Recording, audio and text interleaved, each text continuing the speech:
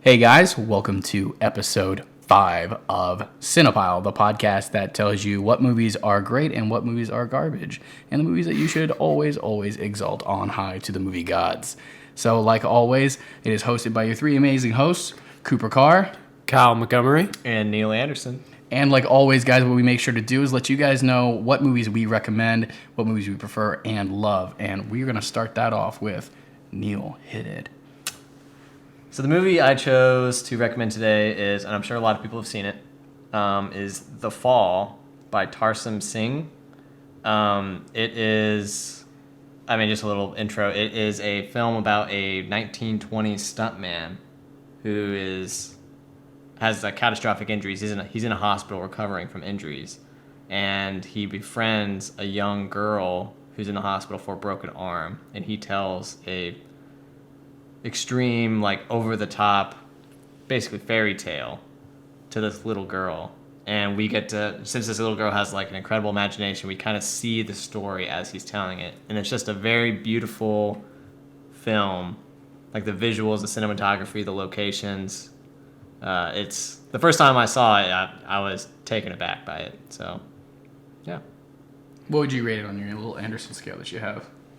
I can't give it. I don't know. I'm not sure what I would rate it. You just recommend it? Yeah, I highly recommend it. Okay. Well, Kyle, what do you have? My recommendation today is a film called Dogtooth that I had the pleasure of watching the other day. It is,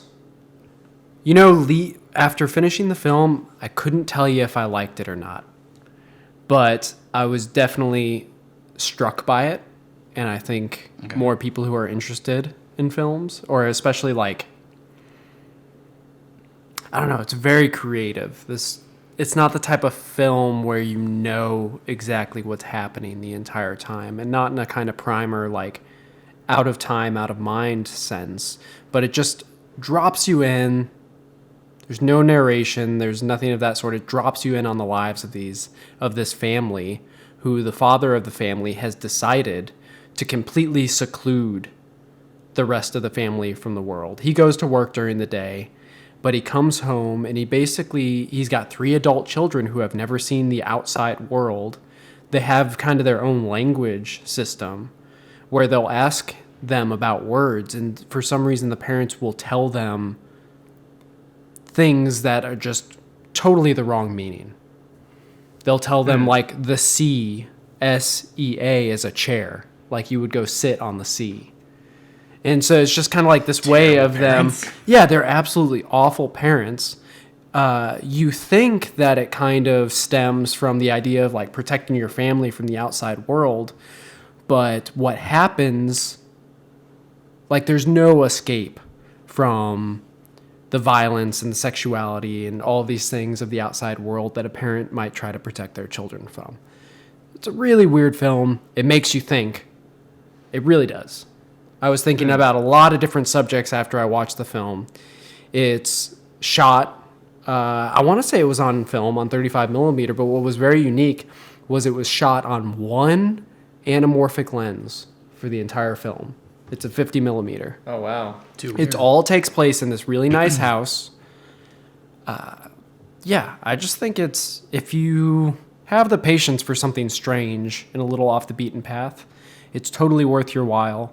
The director, Yorgos Lanthimos, it's a Greek film, by the way. Oh. He's got a science fiction movie coming out called The Lobster with Colin Farrell and Rachel Weisz. I love it. What's it about?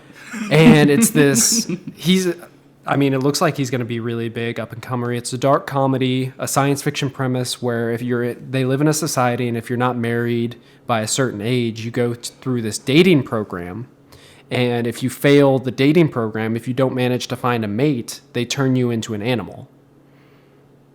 And so Colin Farrell, at the end of the trailer, if you go watch it, chooses a lobster, which is what he'll turn into afterwards. Yeah. And it's it's a dark comedy that kind of deals, I'm guessing here, just from the advertising and from what I've read about it, it deals with the silly process of dating and judging people and choosing a mate. So, I don't know. Lobsters live forever. They do. Oh, there you go. That's where it's coming from. I didn't even Did think they about really? that. Not that in Friends, Phoebe always had this thing that like lobsters would mate forever. Oh. And that's like I think that's what like she like identified Ross and Rachel to be like. I'm like, oh, it's her lobster. But I mean, what was the first movie that you were talking about? The first movie's called Dogtooth. Dogtooth, and then this one's just called Lobster. Yeah, the lobster. Okay, I made the lobster, the rock lobster. Yeah. So, yeah, Dogtooth. Go check it out if you can. Awesome. And then what was yours, Neil? The Fall. So The Fall, the Dogtooth, or just Dogtooth? Just Dogtooth. Just Dogtooth. Okay. I always feel like we should recap. I always forget them. And the movie that I would recommend, following kind of the same vein as Lobster, it's more of a dark comedy. It's called Rubber. It's from 2011. It's made by a guy named Quentin Dupieux. Dupieux, probably. It's French. Just search Rubber.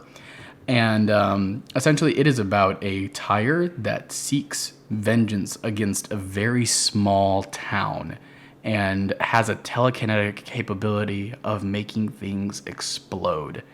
Quite literally a tire. Yeah, quite literally. Just a rubber, empty tire. And it's very interesting because I looked on in the post scene of like how they made this tire work, because it's not a CGI tire, and I think that's why I enjoy it so much. And just the fact that the tire can become upright and then just start rolling on its own.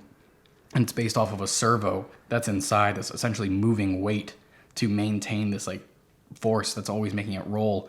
And I just think it's a really cool thing because if you made it CGI, it wouldn't work. So it almost has like this 1970s, 1980s kind of like just approach of like how small it is, how simple the camera work is. But at the same time, it's filled with like really fun macros and interesting, weird, off-the-cuff kind of characters. I'm not sure if it's really like I'm not sure how I'd characterize the other characters to be like as far as like their style, but they're all very quirky like that. Who's the guy, the Fantastic Mr. Fox? Who's that? Wes Anderson. Wes Anderson. So they're quirky, like all like Wes Anderson kind of quirky sort of characters are. So it seems to be inspired rather than an original thought as far as like a lot of their styles. It seems like you can pick up a lot of director styles in there, and it doesn't feel incredibly original aside from the fact of what it's about.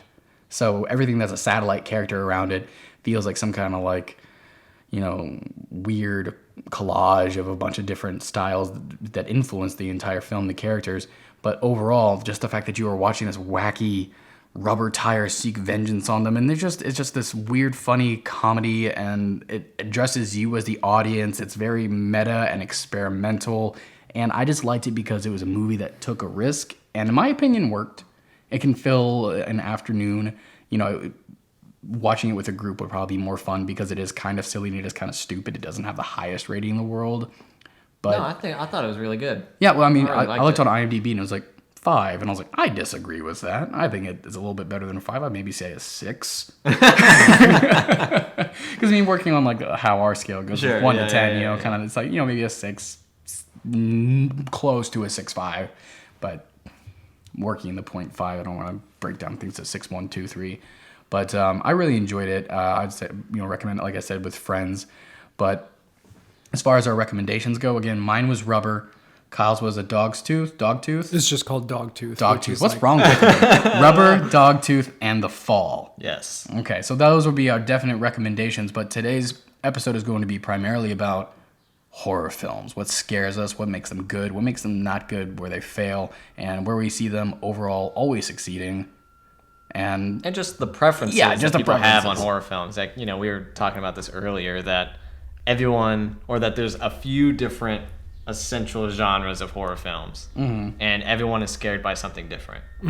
Like, either are you really scared about human beings and the human element of horror films, Humans scare me. like a serial killer, or a group of people that terrorize people in their homes, or are you scared of some sort of supernatural event like ghosts or demons or Cenobites, or some what? the Cenobites is like Pinhead and Chatterbox and all the creatures that Hellraiser. show up in Hellraiser. Oh. That's their like species that Oh, I only saw like the one Hellraiser, so I didn't really pay that much attention to it. All I knew is that it was just I people. love Hellraiser. Hellraiser. The first one. Yeah, The first one's pretty good. It seemed pretty very creative, good. and it's actually pretty scary. Written and directed by Clive Barker, the author.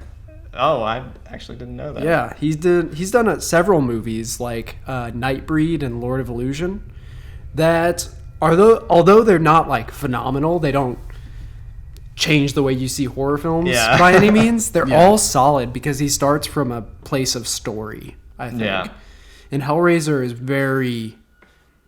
I think people are kind of like... They don't even know. I've met a lot of people who judge Hellraiser just by like the title and the images they've had of Pinhead. And they have no idea about like the marriage plot line. And this I didn't wife and like the brother, the infidelity, all this like, I thought it. Hellraiser is excellent. Yeah, that's actually one of my favorite horror films. Really? Yeah, and looking back on it, it's got like this campy feel to it as well. Yeah, and I think that actually it's campy, but it's still scary. And I don't get scared by horror films. Well, But when I first saw Hellraiser, I was actually frightened a little bit. Hellraiser has a brilliant jump scare. Which one? It's kind of towards the end of the film when the girl is running around the house and she opens up a cabinet in this it's like almost life-size Jesus pops out at her. And it's so perfect. It's like in that moment, Jesus just scared the shit out of you. Oh, that's great. I know, because Hellraiser is a little bit of an earlier horror, and those always seem to be the ones that I kind of enjoyed. I think before I kind of put a kibosh on watching horror films. I mean, I watch some, but I don't watch. Just so everyone knows, Cooper doesn't enjoy horror films. Because I have an overactive imagination, and I'm kind of scared of the dark. But, I mean, shit, it took me so long when I was a kid to get over things like Critters. If anybody has ever seen, there's an old... Critters. Those are the little spherical fur balls that have the giant mouths Yeah. that like, jump on people and like just devour them. Like that, Chucky, Gremlins, and... You showed me Critters. And Jurassic Park. Jurassic Park Raptors have forever... I mean, I'm talking still to this day. When I open a shower curtain, sometimes if I'm having a bad day and I'm overly paranoid and... I don't know, not had a lot of sleep, that I will sincerely see a velociraptor in my mind behind that stupid shower cloth. I'm like, this is dumb. Open the shower curtain. And I love that irrationality that horror films give real us. fast. Yeah, yeah. As if that's going to protect you. Because at the same time, I'm like, well, you have to do it really fast because what if it is there? And I start weighing those You have consequences. to sneak up on it. You can't let it sneak up on you. You have to get the jump on the raptor. It used to be that the hallway... Like my bed when I was a kid, like when I was a little like boy, I guess. And after seeing Jurassic Park, there was a light that was always kept on in the hallway. And so if someone would walk up, like my mom, and she was going to check on me, it would cast a shadow. And so I would fall asleep fakely and then like get back to whatever I was doing, like listening to music or whatever. And then that shadow turned into, in my mind, like a velociraptor with a... And just like where he turns and looks at the girls and the girl and the guy at the cafeteria, like that like iconic scene, that replayed through my mind so many times and still to this day bothers me. But I think that's that great thing about horror film, that something, because very rarely that a movie hits you on an instinctual level, because I mean that's what it's fight or flight. So like really horror gets down to the deepest level of you, which I kind of hate, but it allows you to be affected by it for more than a decade now. And I don't know a single film that has done that to me except for horror films. And I think that's what's really interesting about them. Well, you bring up an interesting point too, the fact that you were scared about seeing these shadows. And I think that's actually a point that horror films, it's like that's important for horror films, that your imagination is what's scaring you. You didn't actually, like your imagination running wild of, oh, what could that be? Where could, like, am I in trouble? I feel like movies that tend to kind of play on imagination more than visual, like shocking, are more scary. Well, it's well known that it becomes less scary when you show us the monster. Obviously, yeah. That's why... Because you can be disappointed. There's no disappointment when you're When you just have your imagination. Imagination, The exactly. third act of horror films are the hardest. Well, let's look at Jaws as an excellent example. The fin of Jaws and the suspense of Jaws, just as like that one fin that's coming above the water, is actually scarier than seeing the shark. You know, except for like the one jump scare. That's how it was for me. No, absolutely. That's literally, totally true. Because I mean, you don't imagine a shark when you're swimming in your swimming pool at night. You imagine seeing that little dorsal fin just popping up and do, and that's what I like about like horror films. Also, it allows the impossible to happen. To where it's like a shark could never appear in a swimming pool, but your mind does not care. You're scared, and so it'll just make anything happen.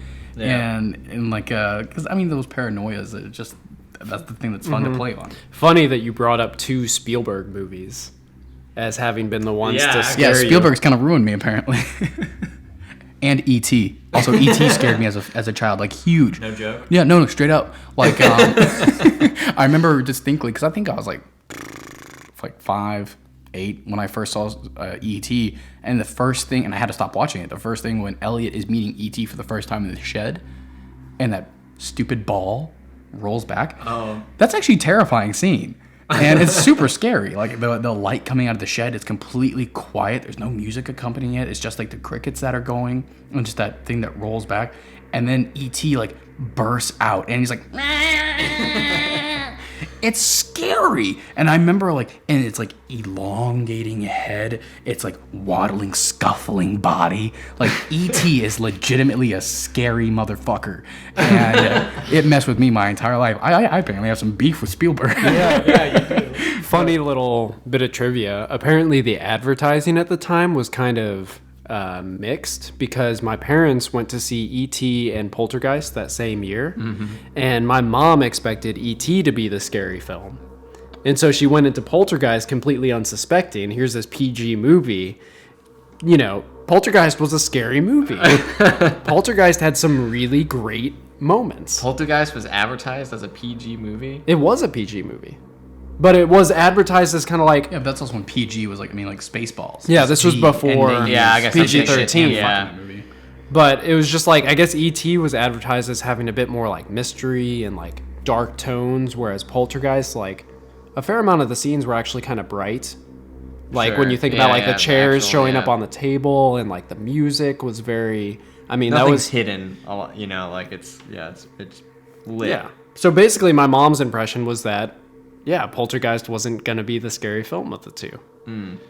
Which, another Spielberg movie, basically. There's a bit of controversy with Tom Hooper, the guy that he had hired to direct it, because apparently there was some sort of Directors Guild rule that Spielberg couldn't do both films. He was doing E.T.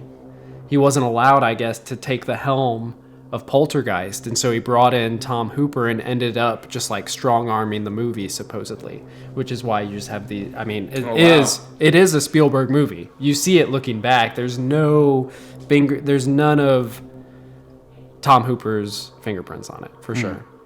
That's a shame. So, Meh. I mean, it's not like he went on to do Yeah. anything else of note, really. He had like the Texas Chainsaw Massacre and then like a couple others, maybe. Yeah. but yeah, the 90s is where my fear pretty much Originates from. Yeah. Even the stupid Buffy vampires, they scared me too. What's important about the movies you brought up, though, is you're so, like, you can relate to those moments, even with the dinosaur one. Perhaps the dinosaur one more so because you're so there with the characters, and the characters are children. Yeah. They're helpless. Oh, yeah. And don't even get me started on Jurassic World and how it's missing all of these things that we're talking about. I refused to watch Jurassic World because it just looked like it was just taking my childhood and just tearing it in twain. Yeah, you're better off Kind watching. of, yeah. The stupid glitzy look, because that's what I hated about Jurassic Park. It went from being this very, because really Jurassic Park is a horror film now thinking about it. It's a horror. It's a thriller. Yeah, it's a horror thriller. Yeah. And it goes from that to like these kind of like, they weren't huge like sexy characters. It wasn't about the sexy thing. It was just very reality based and very like simple. It was a science fiction thriller. Yeah, and then it turned into this glossed up, bright, sexy. Here's Chris Pratt with some mud on his face and looking really handsome, and he might have a chest hair or two that you can see. Ooh. And he was like, was it Jessica Chastain was in it? Or who No, was the it's redheaded Bryce one? Dallas Howard. Yeah, and it was like, She's running in heels, and with the first one you had Jeff Goldblum and Sam Neill. Yeah, it's just like, Like, they not were- sexy characters. Right? They could actually pass though, as far as like age, for a paleontologist and a mathematician. Like, they were stars, but it was believable 100%. Yeah. Yeah. And it didn't lean on CGI, it leaned on actual talent. It's important. This applies to so much more than horror films. But if you can put us in their shoes, if you can make us like them or at least relate to them, it's going to make the horror so much greater. Right. It's at least going to make the suspense in all of those moments so much greater. What were some of the last year's horror films that we kind of wanted to break into? So for sure, The Witch. Yeah, The Witch was something that happened this year. We all three have seen that. From last year, we had the two big breakout horror movies, in my opinion, were It Follows and Babadook. Yes. And then just one moment, just for a second, just to harken back at something that I thought would be an excellent example as far as what we said, when you see the monster, it's no longer scary. I think Insidious, when you finally see the monster, like that was a massive, huge letdown. Like the demon, like the little red Darth Maul looking demon. I feel like the actual scene you see it, though, is one of the scariest parts of the film, when it's the shock sitting behind the character while they're talking in the dining room. Yeah, notice, though, the edit with that. Obscured, though. Yeah, he not only is obscured, but it happens really quickly. Yes. It doesn't linger on it. And that kind of, because when you linger on an image like that, you start to see makeup and you start to see, oh, that's a person, blah, blah, blah. Right. But when you flash to it, it still leaves room for your imagination. Yeah. And when you're using shadows, like I think you see him briefly when he's like next to the bed or something, when it's like the kids. More like a silhouette kind of. Yeah, he's in the sick room and it's just like this kind of shadow there, like a figure. It could almost be like a Slender Man type thing where it's like this tall figure. And that's scary. But yeah, absolutely. Like the third act of that film, where you're CGI heavy, you're creating these environments, you're having to use like smoke, and you're having like fist fights with the guardian of the guard of the doorway. Yeah. It just, there's no horror left in that. Like you were saying, like they extended themselves too far. It was like, you know what was scarier? The little boy standing in the laundry room that never moved than the giant CGI demon that's chasing after you. It's just like, and like that's what I like about horror. It's about subtlety and picking your moments right. Whereas it's not, if you try to take a horror film and you try to push it into the action realm, That's exploitation. Right? yeah, it's exactly. It becomes exploitation, and it just it becomes clunky, and it doesn't work. But like you were saying, I mean, to get on Babadook and to get on like It Follows, I hadn't seen one of those. What were your opinions of it? I really appreciated both of them. I think they both had something beneath the surface. You could point to different themes. With Babadook, it was grief. With It Follows, it's much more muddy, but it's very sexual. It has to do with like sexual violence. Both of them have things beneath the surface that elevate it, in my mind, into a piece of art than an exploitation movie, than something that's going to scare you. It's like, oh, these people have something to say about losing someone you love. I agree. I think that's something also, just in general, what good horror films are able to do that other films can't do. Like the genre of horror, like we were kind of saying in the intro, is like they are able to get a glimpse of our society, but in a very subtle, almost it's not even like a conscious way. You know, and how movies are a reflection of society in general. Horror films get at the dark side of society in a subtle way that you can look back on different eras of horror films and see, okay, so this is what this time period was dealing with at the time. And so I think It Follows with like sexual violence, that's kind of its undertone that it was like pushing. I don't know. I agree that but of those two films, I enjoyed Babadook more. I highly recommend both. I'm a stickler for things I think that are scary, though, when I see a horror film. And I didn't necessarily think that It Follows was a scary film. I thought the idea and the premise of it was original and had the potential to be scary, but I didn't think it quite lived up to it. Mm-hmm. It was a good film, but not a good horror film, in my opinion. Okay. And that's a fine line sometimes. It is, because we expect a horror film. I guess it's not really an exception because you expect a science fiction film to also operate. It needs to be a good science fiction film as well as a good whatever else it's going for. Good thriller or good drama. Mm-hmm. For a horror film, you want it to be scary, but you also want to view it as a piece of art. Right. Like the good horror films are something that they're gonna have to have more to say than this is popping out at you right now.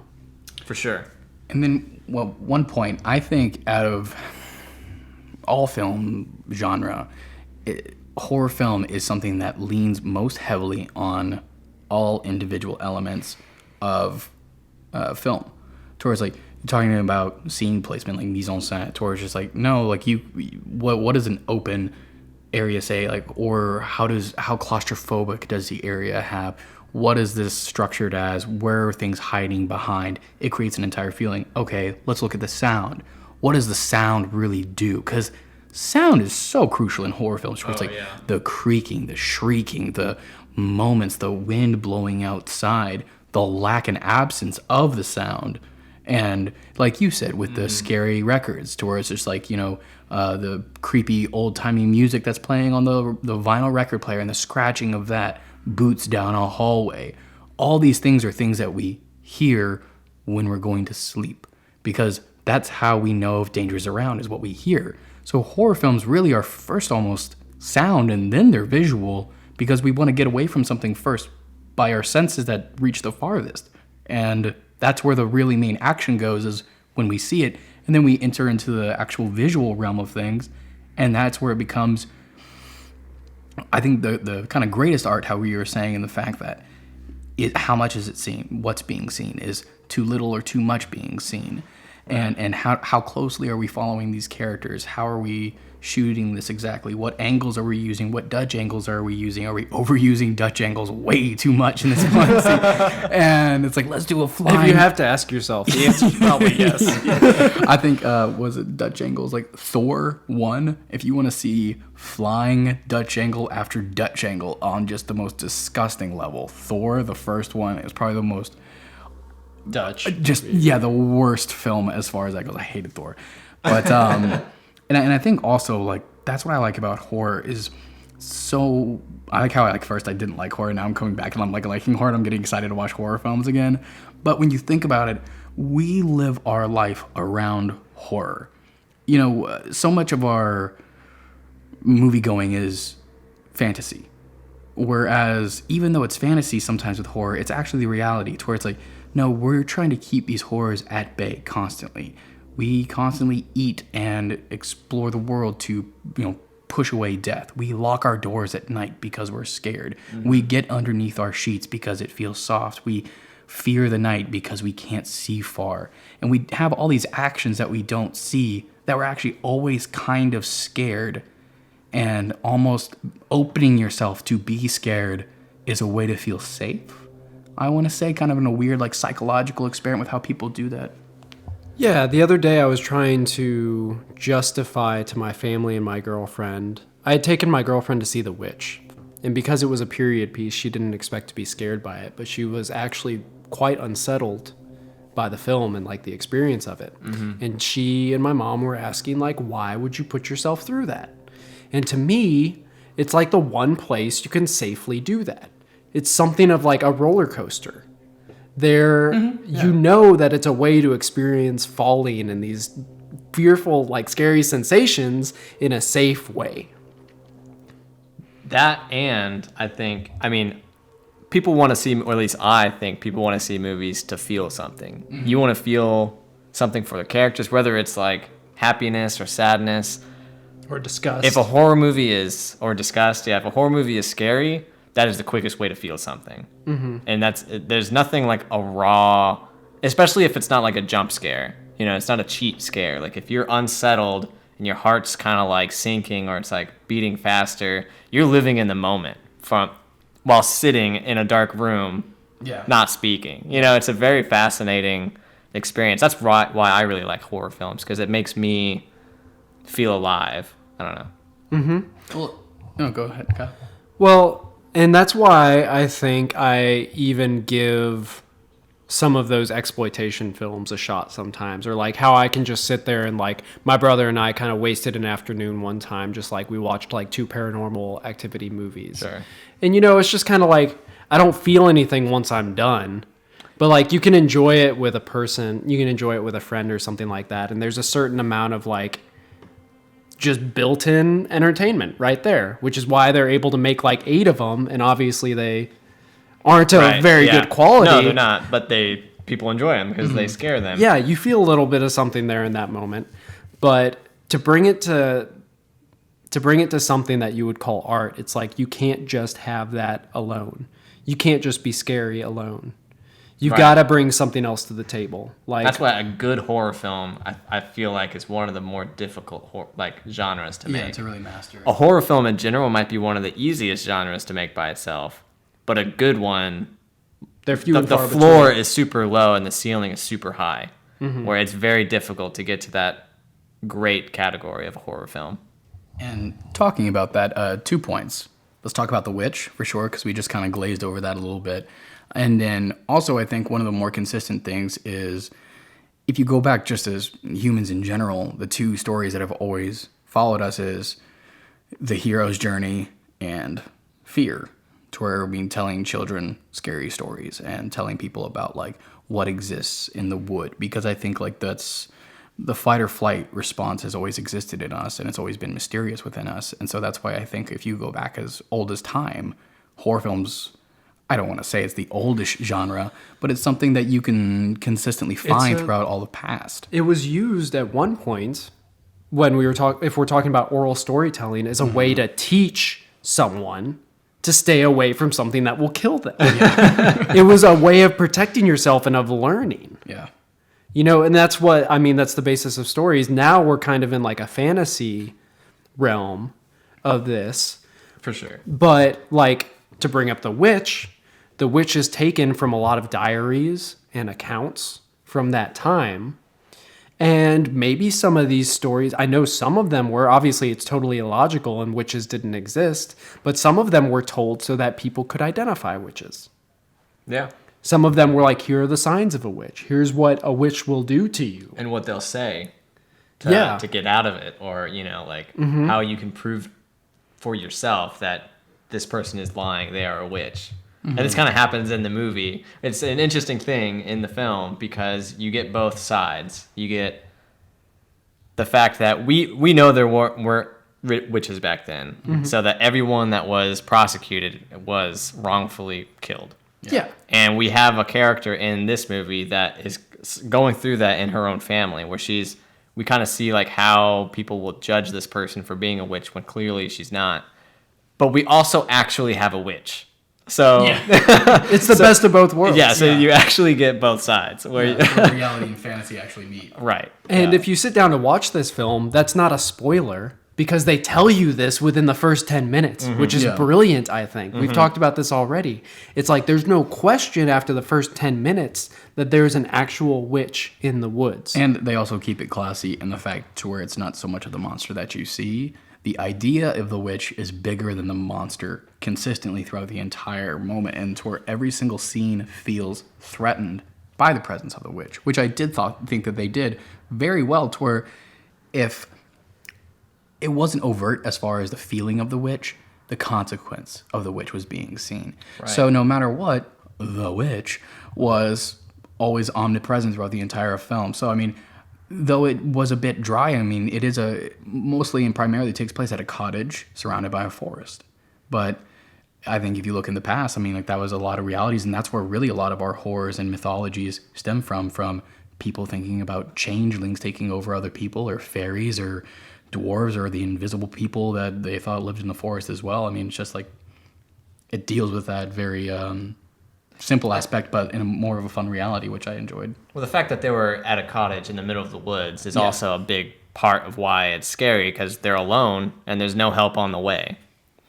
And so Kyle, you're saying like them showing within the first 10 minutes that there's a witch is brilliant, because what we were just saying before was the most difficult part of a horror film is the reveal in the third act. Mm-hmm. Well, they got rid of that by revealing it in the beginning. Yeah. You see the witch, and then it's, in a way, it's a little bit more non-existent for the rest of the film. So you have the reveal early, and now you have the consequence of it's our imagination going wild. You know it's there. It's hovering over every scene. Right.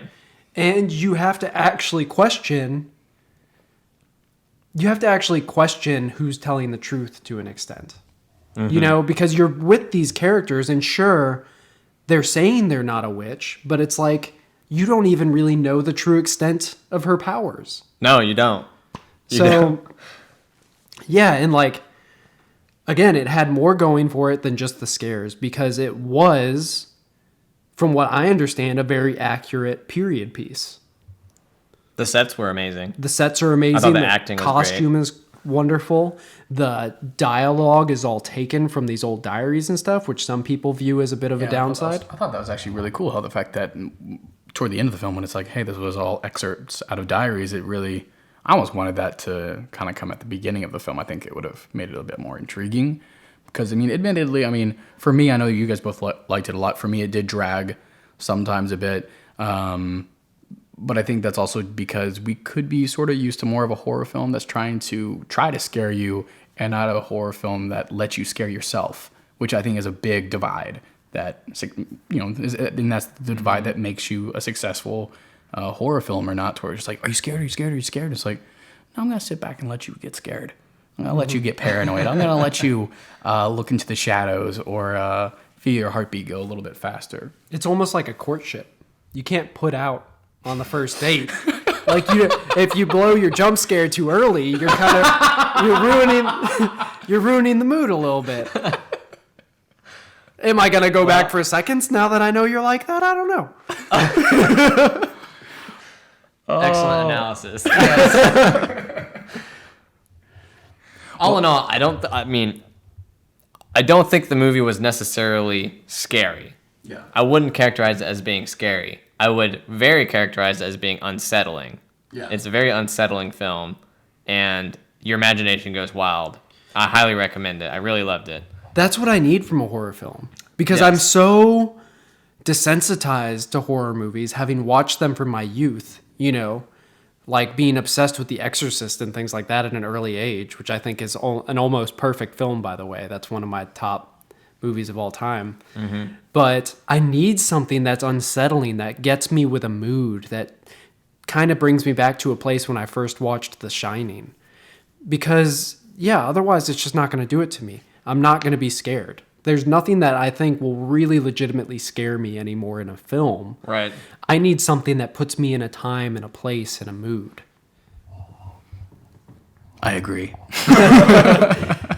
That's what I need, and it did it for me. Like, I loved the way they filmed The Forest.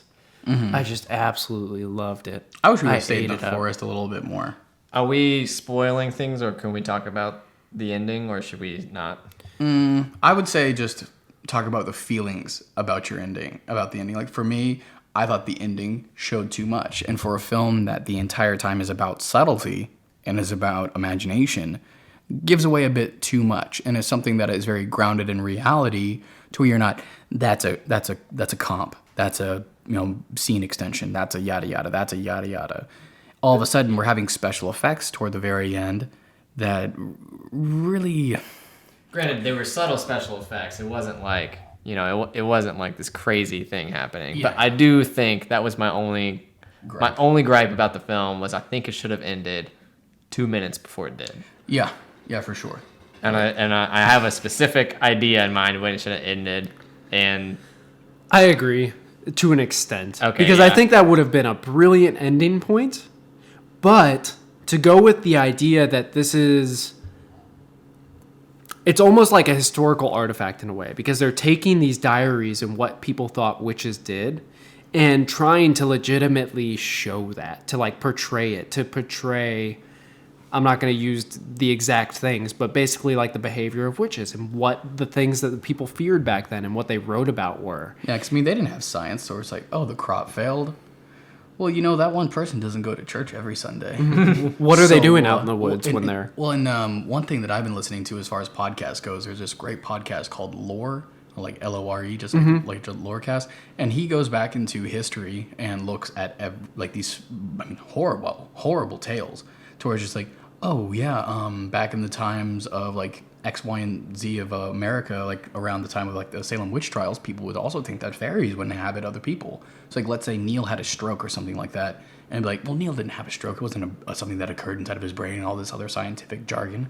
It was because in the middle of the night, obviously, a fairy came, took Neil away to be eaten, but they had to replace Neil with another fairy that was aged, and that's why Neil is acting dumb now, or that's why he's behaving weirdly. And like, that's how far like it would go to be so crazy. And like, this podcast goes into them, and I've been getting really interested in it towards like they talk about changelings and like the German mythologies and like Iceland invisible people and stuff like that. Like, Iceland has this whole idea about invisible people like crawling around everywhere and everything like that. And I was like, how interesting. It's a great podcast.